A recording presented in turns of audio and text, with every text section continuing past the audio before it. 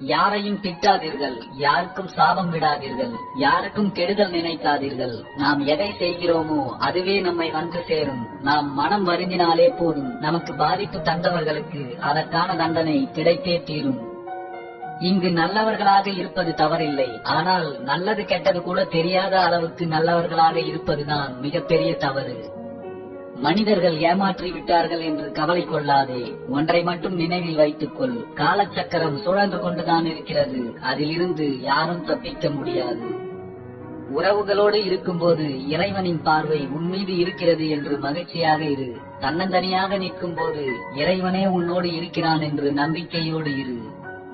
நீ இன்று அனுபவிக்கும் துன்பங்களுக்காக மனம் வருந்தாதே, ஏனெனில் அதுதான் உனக்கு எதிர்காலத்தில் எதையும் தாங்கும் இதயத்தை அளிக்கப் போகிறது.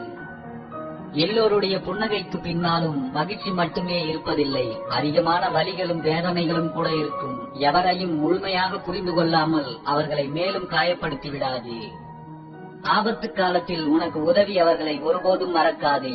உன்மேல் அன்பு கொண்டவர்களை ஒருபோதும் வெறுக்காதே.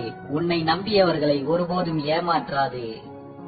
உன்னை சுற்றி உன்னை கெடுப்பதற்காக பல பேர் இருந்தாலும் அதே இடத்தில் உன்னை பாதுகாக்க உனக்காக கடவுள் ஒருவரை நிறுத்துவார். உன் எண்ணங்கள் நல்லவைகளாக இருந்தால்